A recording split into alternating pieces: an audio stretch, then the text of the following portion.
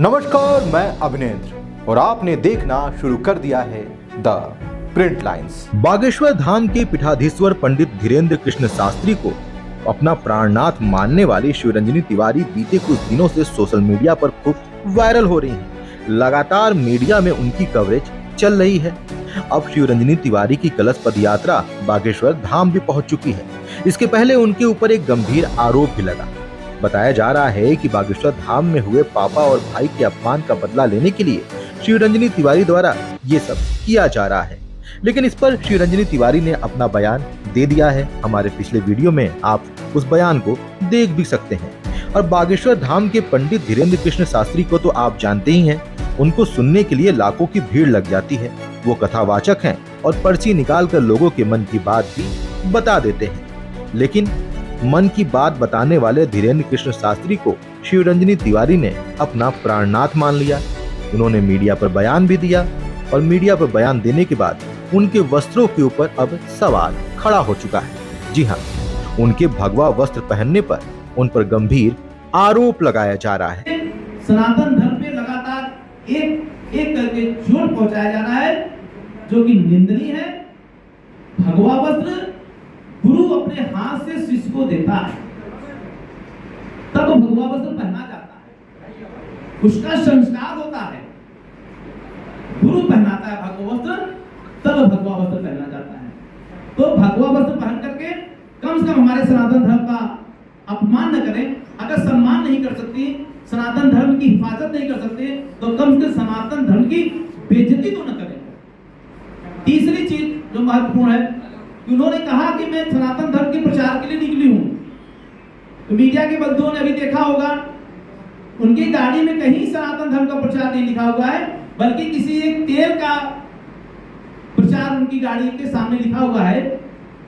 तो सनातन धर्म का प्रचार करने निकलती तो सनातन धर्म की चीजें लिखती जो है, लेकिन तेल का प्रचार कर रही है, जो कि सनातन धर्म की और यात्रा की आड़ में यह भी निंदनीय है।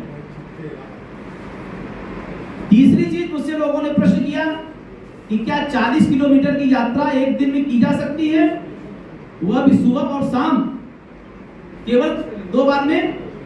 तो मैं वैज्ञानिक आधार पर बता सकता हूं। जो मेरे एथलेटिक्स होते हैं, जो खेलते हैं, जिसको लंबी चाल कहते हैं, दौड़ होती है लंबी दौड़, तो लंबी चाल में भी 2-3 घंटे 4 घंटे सुबह, 4 घंटे शाम में एथलेटिक्स भी 40 किलोमीटर की यात्रा नहीं कर सकता है। तो यह भी कहना कि मैं 40 किलोमीटर की यात्रा पैदल कर रही हूं। अभी यहाँ मीडिया के बंधुओं ने उनकी फोटो खींची है गाड़ी में चलते हुए, गाड़ी में फोटो क्लिक कर लिया है जो है, तो अब वो गायब हैं, बीमार हो गई हैं। तो बीमार हो सकती है, ठीक है, लेकिन असत्य भाषण बोलने वाला व्यक्ति सनातन धर्म का हितैषी कैसे हो सकता है?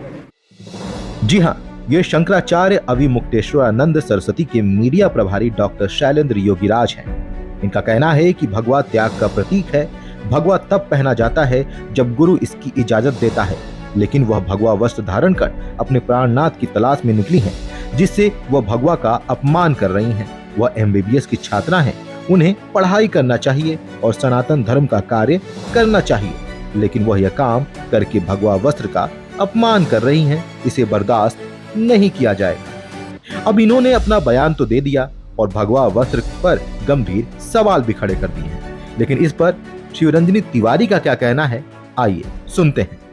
श्री राधे, मैं हूँ शिवरंजनी तिवारी, यूट्यूब सेलिब्रिटी। कभी तो मेरे घर आना मोरी शारदा भवानी, राधा ने मारे मिस कॉल, तमाम सभी भजनों के हिट सिंगर। जितने भी मेरे ऊपर आरोप लगाए जा रहे हैं, जो भी आरोप हैं, आप मुझसे पूछ सकते हैं। मैं उनके हर सवाल के जवाब देने को तैयार हूँ। पहला आरोप तो आज एक प्रेस कॉन्फ्रेंस में आपके ऊपर लगाया गया है, जगत गुरु के जो मीडिया प्रभारी थे उनके द्वारा, शैलेंद्र जी के द्वारा, कि आप ये भगवा रंग पहनती हैं, जबकि ये संतों और सनातन की निशानी। पूज्य जगत गुरु भगवान के चरणों में मेरा प्रणाम है। जो उन्होंने मुझ पे यह आरोप लगाया है कि ये भगवा वस्त्र केवल साधु संत पहन सकते हैं और ये त्याग की परिभाषा है, तो क्या ऐसा कहीं लिखा हुआ है कि जो ये हमारे भगवान श्री राम जी का रंग है, ये केवल साधु संत ही पहन सकते हैं, कोई कन्या नहीं पहन सकती? जैसे आप सभी लोग ही हैं, आपने भी तो भगवा वस्त्र पहने हुए हैं, तो क्या आप साधु हो गए? और दूसरी बात, ये मेरी अपनी पसंद है, भगवा रंग मुझे प्रिय है, भगवान श्री राम का रंग है, तो भला उनको इससे क्या आपत्ति हो सकती है? देखिए, मैं इस आरोप का खंडन करती हूँ। मैं आपको बताना चाहूंगी, जो सिवनी जिला है, वहां से भाजपा से जिला अध्यक्ष हैं आलोक दुबे भैया। वो मेरे पिताजी के भांजे रखते हैं रिलेशन में, और मैं उनको भैया बोलती हूँ। आप जाके अपनी मीडिया से बोलिए, वहां जाके उनसे प्रेस कॉन्फ्रेंस कीजिए, वो रिलेशन बताएंगे। ये तो एक रिलेशन हुआ। और दूसरा, जो पूज्य जगतगुरु भगवान जी का ग्राम है दिघौरी ग्राम, उसी ग्राम में मेरी बुआ जी उपाध्याय परिवार में ही ब्याही गई हैं। बंडोल में मेरे फूफा जी रहते हैं, संस्कृत के रिटायर्ड प्रोफेसर हैं। उनकी एज होगी 78-80 के आसपास। उनका नाम है तीरथ प्रसाद उपाध्याय जी। आप जाके उनसे भी पता कर सकते हैं। ये तो मैंने 2 ही रिलेशन बताए, ऐसे कई रिलेशन हैं, आप वहां जाके पता कीजिए। शिवरंजनी तिवारी ने अपने ऊपर लगे आरोपों का जवाब तो दे दिया और शिवरंजनी तिवारी अब बागेश्वर धाम भी पहुंच चुकी हैं। लेकिन शिवरंजनी तिवारी के बागेश्वर धाम पहुंचने के बाद बाबा बागेश्वर यानी धीरेन्द्र कृष्ण शास्त्री अज्ञातवास या एकांतवास में चले गए हैं। अब सबसे बड़ा सवाल यही है कि क्या शिवरंजनी तिवारी की बाबा बागेश्वर यानी धीरेन्द्र कृष्ण शास्त्री से मुलाकात हो पाएगी या नहीं हो पाएगी? क्या धीरेन्द्र कृष्ण शास्त्री शिवरंजनी तिवारी की पर्ची निकालेंगे या नहीं निकालेंगे? क्या शिवरंजनी तिवारी के पिता और भाई का जो तेल वाला एंगल है उसमें कोई सत्यता है या नहीं है? अब इन सभी सवालों के साथ हम आपको छोड़े जा रहे हैं। आपके बीच फिर लेकर आएंगे कुछ महत्वपूर्ण खबरें। तब तक के लिए धन्यवाद।